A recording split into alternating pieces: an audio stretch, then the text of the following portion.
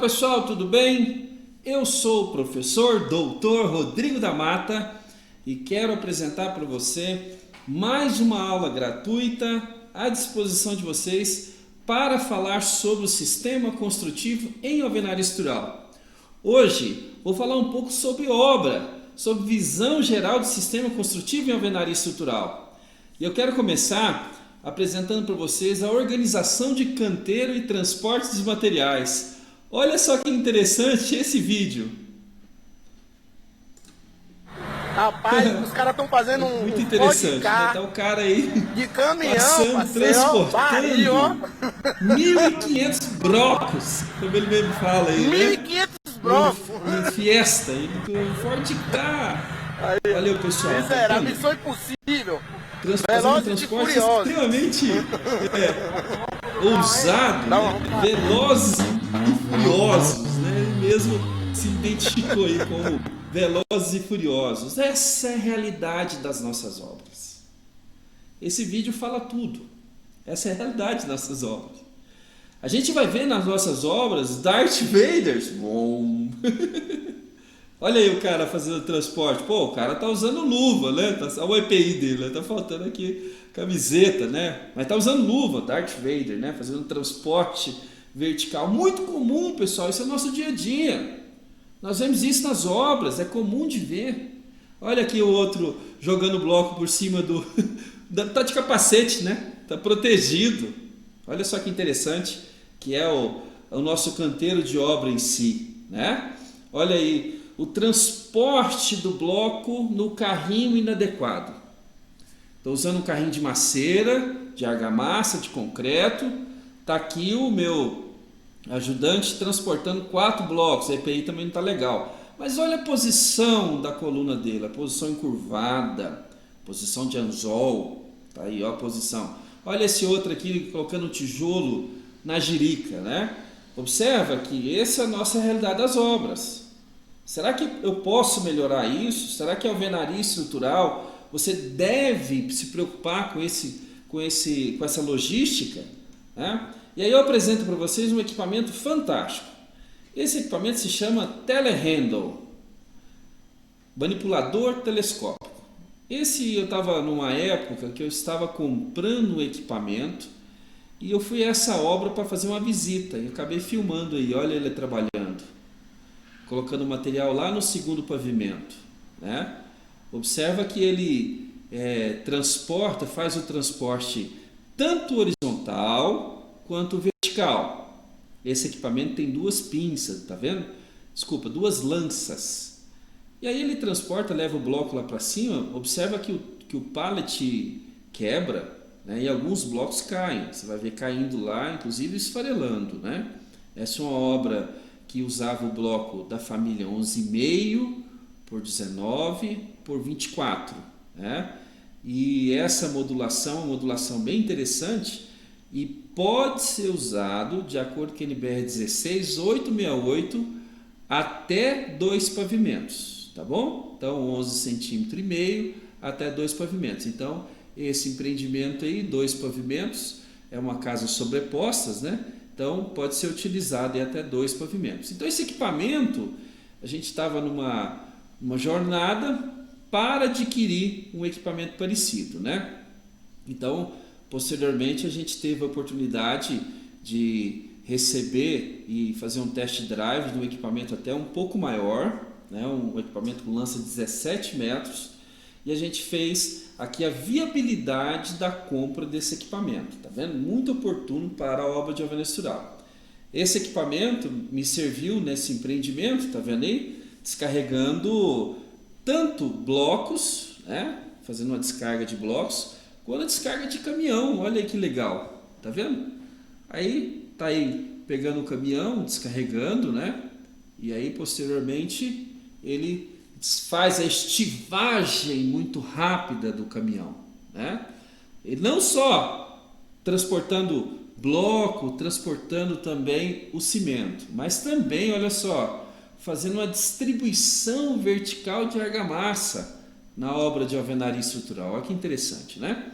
Aí alguém poderia fazer algumas contas, professor, mas você está olhando esse equipamento aí, É caro, né? Quanto que ele custa? Eu vou fazer uma avaliação com vocês da época que ele foi comprado. Ele foi comprado em meados de 2012, tá? Então vou passar aqui mais uma imagem, ele distribuindo aí a telha no último pavimento.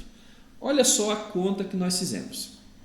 Essa obra era uma obra de aproximadamente 24 torres, 284 apartamentos, térreo mais 3, 4 apartamentos por andar, 16 unidades por torre. Nessa obra, a gente tinha uma viabilidade, uma análise de mão de obra para a distribuição do material no horizontal, tá? Transporte horizontal e também no transporte na vertical. Esse é um canteiro de aproximadamente 18 mil metros quadrados, tá? É o tamanho do canteiro. Então, a conta que nós fizemos na época foi mais ou menos assim, para você ter uma ideia o quanto valeu a pena comprar esse equipamento. O equipamento novo custava R$240 mil. A obra, 24 meses. A locação sem operador, R$15 mil. Então, do início ao fim da obra, valia a pena o quê? Comprar o equipamento, não locar. Muito bem, porque é uma obra horizontal, viu? E o equipamento atendeu desde o início até o final da obra, desde o início do cronograma até o final do cronograma. E uma análise foi feita, pessoal, olha só. Para executar essa obra em 24 meses, eu precisava, durante um período de quase 18 meses, arredondando para 18 meses, 40 operários de ajudante geral. Na época, fazendo uma conta rápida, um ajudante a gente pagava por volta de R$1.000. Mas encargos sociais, eu vou colocar 100% de encargo, então R$2.000. 40 operários, vezes 2.000, R$80 mil por mês. Fora o carrinho que eu tinha que comprar para transporte, eu vou mostrar agora para vocês esse tipo de carrinho, e também o elevador, o guincho de pavimento, que é aquele pequeno guincho que a gente coloca ali no pavimento para fazer esse transporte vertical. Muito bem, 40 operários vezes R$2.000, R$80 mil. 240 mil equipamento. Então 240 dividido por 80, nós estamos falando aí de aproximadamente 3 meses. Professor, mas tem manutenção e o operador. Então vamos fazer uma conta. Vai para aproximadamente 5 meses. É viável comprar? É. Você sabe por quê? Porque posteriormente, acabou a obra, eu vou vender esse equipamento e eu retorno o dinheiro para a SPE. No caso dessa obra não era uma construtora, era uma sociedade de propósito específico formada por 3 empresas. E assim foi viável comprar esse equipamento aí da JCB, denominado manipulador telescópico. Muito interessante essa avaliação, porque quando a gente faz algumas análises de execução de obra, a gente sempre pensa na mecanização. Haja vista que, se nós fizéssemos uma comparação entre o preço da mão de obra e o preço do material, é muito interessante, até oportuno falar, que lá na Câmara Brasileira da Indústria da Construção, CIBIC, aponta que, por referência a CUB, custo unitário básico, o preço da mão de obra passa a ser mais caro que o material em maio de 2010. Olha, gente, então quer dizer que a mão de obra não deixou de ser mais um insumo barato para a execução das obras. Então a mão de obra tem um impacto muito importante aí no custo da obra. Diante desse cenário, se nós analisássemos esse mesmo cenário nos Estados Unidos, isso aconteceu na década de 70. Daí eu sempre pergunto para meus alunos da pós-graduação: se a mão de obra começa a ter valor muito alto, eu começo a observar uma mecanização do canteiro de obra. Até faço uma pergunta: nos Estados Unidos, nas obras que são executadas nos Estados Unidos, eu tenho mais equipamento ou mais pessoas fazendo serviço braçal? Observa que a mão de obra nos Estados Unidos é cara. Então, cada vez mais tem processos otimizados e também mecanização do processo. E a gente observa isso acontecendo no Brasil também. Essa conta simples que eu falei para vocês para viabilizar a compra do equipamento.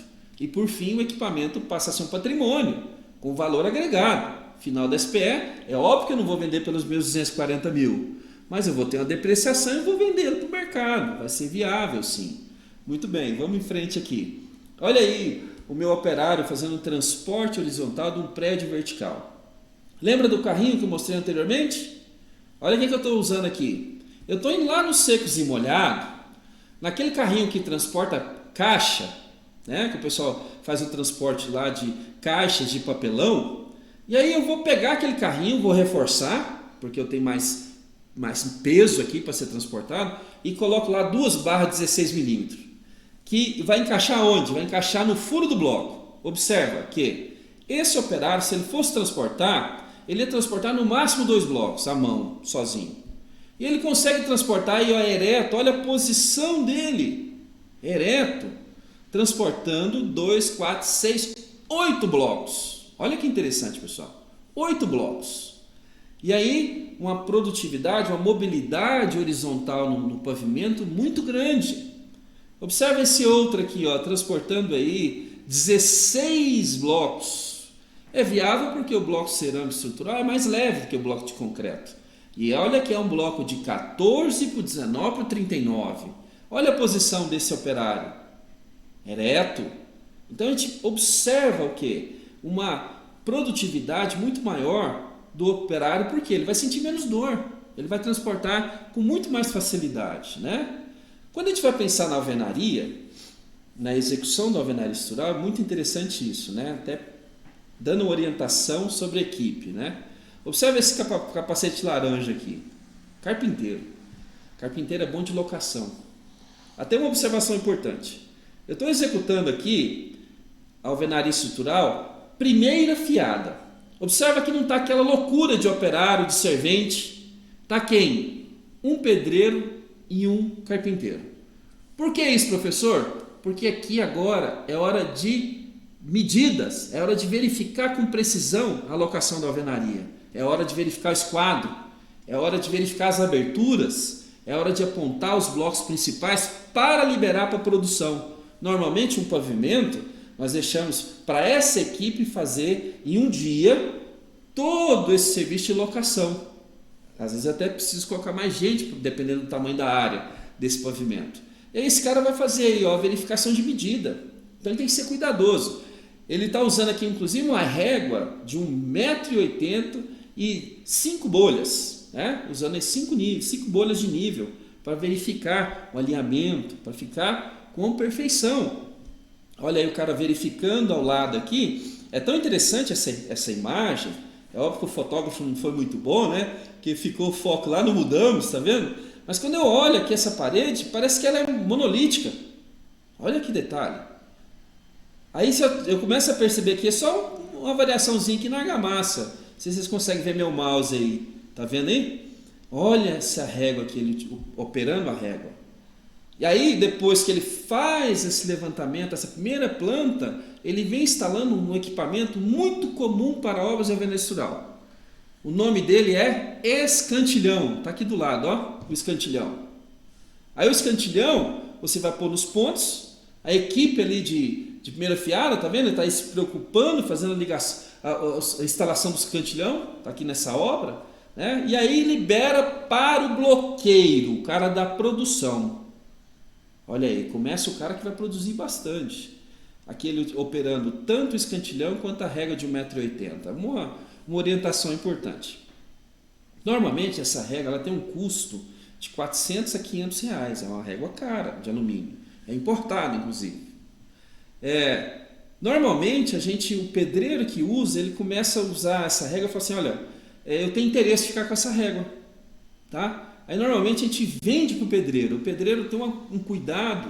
Quando você fica livre, deixando para o cara pegar qualquer régua, essas réguas destroem muito rápido.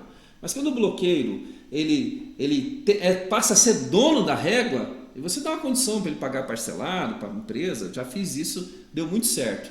Inclusive eu tenho funcionários que trabalharam comigo em 2011, 2012 e até hoje eles têm a régua que eu comprei para eles na primeira obra. Inclusive muito cuidadoso. Eles colocam em tubos de PVC, igual como a gente guarda vara de pescar. O cara guarda. Muito bom. Assim, ele usa porque é ferramenta de trabalho dele. Ferramenta de trabalho. E ele acaba tendo um carinho com essa régua, sabendo também do valor agregado que é essa régua. Né? E aí ele usa um processo também muito comum, né, que o pessoal usa. Primeiro aqui do lado esquerdo da execução das argamassas está com a bisnaga. Esse processo tem que tomar cuidado com ele. Delegacia Regional do Trabalho de São Paulo proíbe essa utilização. Por quê? O cara vai usando essa bisnaga, ele começa a ter ler. Ele tem ler. Então observe aí que ele aperta aí, ó, como se fosse uma bisnaga de confeiteiro. A diferença é que o glacê ele é molinho e a argamassa endurece rápido. Então é um procedimento não legal. O pessoal, inclusive, eu tenho informações da Delegacia Regional do Trabalho de São Paulo, não permite a utilização de bisnaga.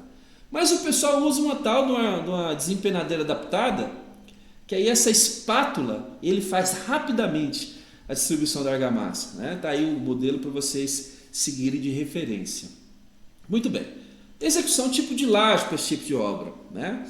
Normalmente são lajes maciças, principalmente para obras verticais. Uma preocupação muito importante quanto à laje treliçada é quanto à distribuição das ações, porque a laje treliçada normalmente é armada em uma direção, mas quando tem essa tipologia tem que ter algumas preocupações, principalmente quanto às ações horizontais. Então está aí a preparação da forma, do suporte da forma da laje maciça, né? Está aí a armadura.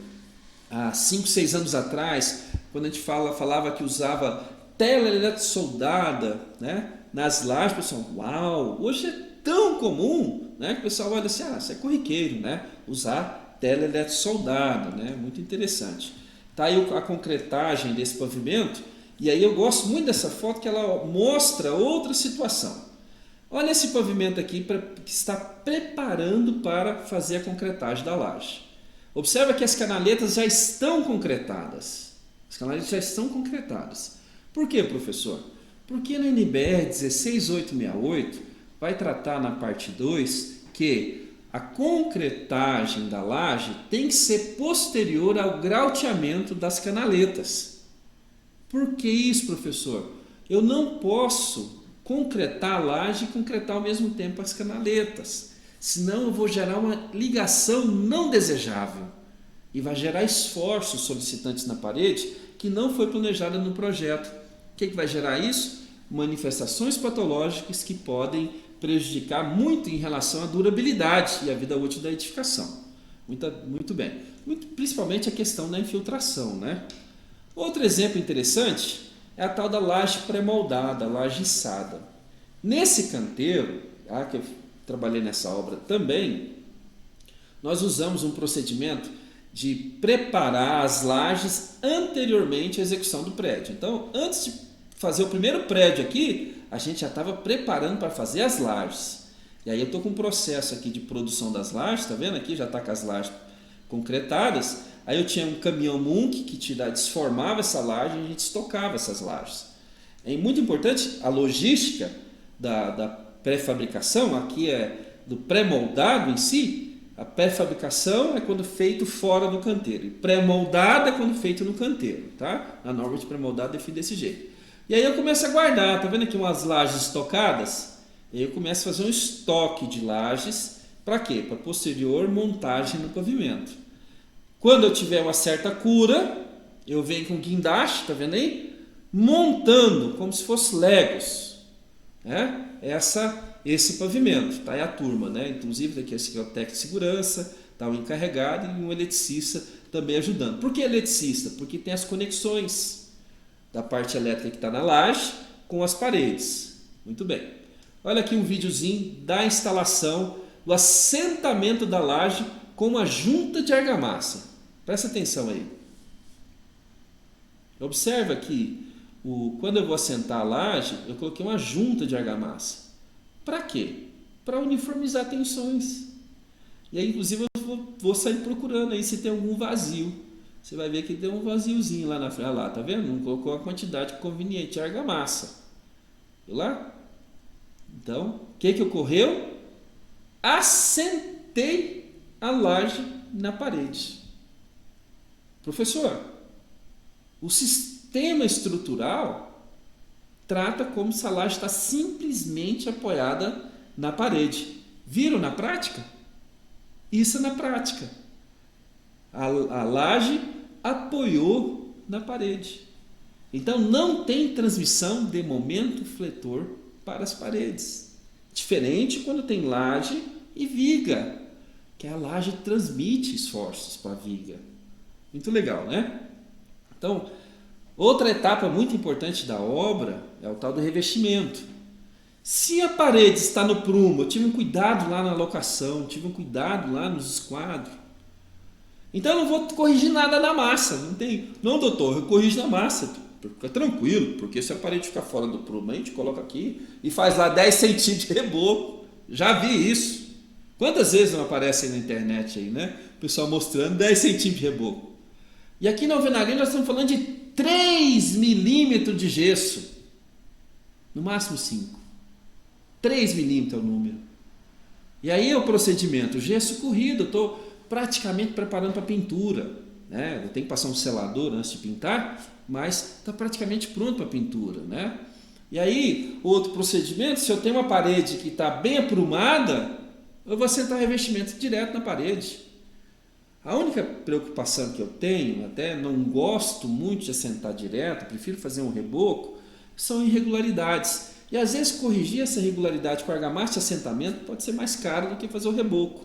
Por isso que às vezes eu sempre solicito, oriento nas minhas obras em particular, de fazer o reboco. Mas pode, sem nenhum prejuízo, não gera muitos prejuízos, desde que eu tenha uma parede muito bem controlada, que eu não possa ter aí uma troca, né? Em vez de eu fazer o reboco para regularizar, eu acabo tendo aí, usando a argamassa de assentamento do revestimento cerâmico, que é mais caro.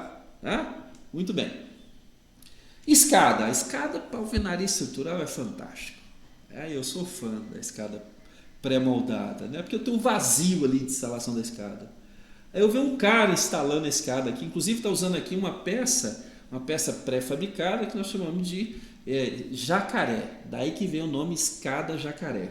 Tá? Eu tenho uma particularidade até de executar algumas obras na qual esse jacaré eu fiz de cantoneira metálica. Deu certo também, viu? Eu acho até mais fácil. Tá? Mas essa aí nós fizemos de concreto. Né? Então observa as peças aí de concreto também fixadas nas paredes com parabolt. Tá? E aí quando eu tenho patamar, eu tenho algumas peças pré-moldadas também que a gente parafusa na parede de bloco de concreto e aí instalo peças pré-fabricadas para depois moldar o patamar, né, da escada. É muito interessante aqui, às vezes as pessoas perguntam, professor, onde é que eu coloco o parabolt? Obrigatoriamente tem que estar grauteado? Depende. Se eu estiver, por exemplo, utilizando um bloco de 10 megapascal em diante, não precisa, porque o bloco é muito resistente. E se eu tiver inferior a isso, eu posso usar alguns blocos maciços que nós chamamos de coxins. E aí só naquele lugar eu coloco um bloco maciço, onde é que vai furar. É uma particularidade. Ou eu grauteio, coloco o grauteamento vertical. Tá? É um procedimento executivo. E a cara da escada é essa aí, ó. Inclusive eu gosto muito de testar, bater o pé, para ver se ela está vibrando, para sentir se efetivamente essa escada é pré-moldada. E aí eu gosto de bater o pé para ver se está vibrando, sabe? Então eu gosto muito de fazer esses testes. Instalações elétrica e hidráulica. Instalações elétricas, há um tempo atrás a gente fazia isso. Preparava as caixinhas, tudinho, inclusive ficava um local na obra, né, que o pessoal pegava aqui e fazia essas caixinhas aqui, antes colocava a caixinha metálica, cortava o fundo para passar a mangueira, né, e aí chegava no canteiro, o cara só assentava, entendeu? Ficava dessa forma, passava a mangueira e PT saudações. Aí apareceu no mercado uns produtos interessantes, que a gente copiou, na verdade, do drywall, tá? Nas paredes de drywall. E aí tem um produto bem interessante que eu vou mostrar um videozinho aqui para vocês. Esse fornecedor é o Torniplast, quem quiser entrar em contato com eles, eu coloco aí, inclusive, o telefone deles, o contato, porque créditos a ele. Tem essa caixa bucha, torno plástico 4x2, é 4 polegadas de altura, 2 polegadas de base. Olha como é que é o corte, circular. E a caixa 4x4, olha de novo aí para vocês verem o formato dela, circular. Aí o processo é bem interessante e simples. Olha aí, um processo de perfuração, montagem, fixação e acabamento. Então vai o processo aí. O pessoal está usando um equipamento da Hilt, muito interessante, inclusive com um aspirador de pó, bem, esse tubo aí abaixo é um aspirador de pó, diminui a questão inclusive da insalubridade do operário. Está usando um nível laser aí para indicar o posicionamento, né, desse corte. É óbvio que isso é um laboratório que eles estão fazendo. Aí vem mostrando a fixação e a instalação. Pega a mangueira que está lá no fundo, passa na caixinha, na caixa bucha, o nome dessa caixa, e aí faz a devida fixação. Olha aí. Olha que interessante, né? Uma bucha, e aí o cara vem com uma parafusadeira ou uma chave Phillips, né? E faz a fixação. Olha que legal. O pessoal da Hilt está mostrando todos os equipamentos deles, né? Está mostrando tudo aí. Olha como é que fica bem travado. E agora, essa tampa aí é fantástica. Por quê? Quantas vezes a gente vê o eletricista limpando, né, a caixinha elétrica? Quantas vezes? Às vezes precisa até um ajudante na frente. O eletricista fica bravo, né? Porque fica cheio de argamassa. Aí o cara tira lá, limpinho lá dentro. Olha que maravilha. Lembrando que essa tampinha você pode reaproveitar durante a execução. Aí o cara já colocou o interruptor aí, já, inclusive com a argamassa fresca, né? Para mostrar o processo em si. E coloca o devido espelho para finalizar o processo aí de execução, só para vocês verem aí o quanto é interessante. Então, torno plástico, artefatos plásticos, vai aparecer o telefone aí também. Muito interessante para nossas obras, e eu achei fantástico o quanto isso tem de potencial para as nossas obras. Pessoal, você já usou isso? Já. Em 384 apartamentos. E fica 10, viu? Instalações elétricas, hidráulicas, olha aí, estou passando aí a instalação hidráulica e tá toda a tubulação. Isso aí é um banheiro que não está feito nem a parede ainda, tá vendo? Então o pessoal faz a instalação e depois faz as paredes, né? E aí eu vou colocar tudo dentro de shaft. Professor, mas por que o shaft? Para manutenção da instalação. Eu quero até fazer um desafio para vocês, se vocês abrirem a norma de desempenho. Na NBR 15575, parte, acho que é 4 ou 5, que fala sobre instalações hidráulicas, vai descrever que as tubulações hidráulicas nas ligações, nas emendas, nas conexões, devem ser passíveis de visita para manutenção. Então, é muito importante, mesmo em qualquer outro sistema construtivo, prever o acesso às tubulações. Para quê, professor? Para manutenção, gente. Tem que fazer manutenção. Muito bem. O que se consegue evitar com a alvenaria estrutural? Olha aí que absurdo. Passou um pica-pau aí, né? Cortou tudo. O que não houve aí? Compatibilização do projeto hidráulico. Tá vendo aí? O problema que foi, o pessoal tem que cortar, aí eu tenho problema de desempenho estrutural. Tem que tomar muito cuidado com isso. Olha a situação aqui. Esse empreendimento, eu tive que fazer reforço estrutural nos pavimentos. Apresentou fissuras no pavimento superior. E o pessoal abriu muitas aberturas aí sem se preocupar com a estrutura. Essa caixinha elétrica aqui é uma caixinha elétrica da Astra. Tá, pessoal? Bem interessante também. É a mesma usada em drywall, tá? Então, o pessoal aí usando o sistema interessante, e aí provavelmente deve ter ocorrido um erro, né? Não foi previsto algumas passagens, saiu quebrando aí para poder consertar esse erro. Isso gerou reforço estrutural, tá, pessoal? Bobeia para você ver o que o pessoal faz. Olha essa imagem, gente. O cara cortou de fora a fora a estrutura do prédio. Tem que redimensionar o prédio, gente. Tem que redimensionar.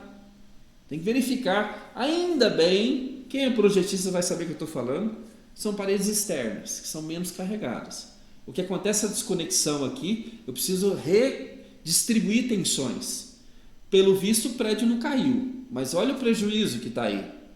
Essa segunda e terceira imagem mostram o que é típico no canteiro, né? Estou usando tijolo furado, o caminhão encostou aí na pilha, o cara instalou, colocou os blocos, olha a altura que ficou essa pilha, o caminhão encostou. Gente, olha o desperdício.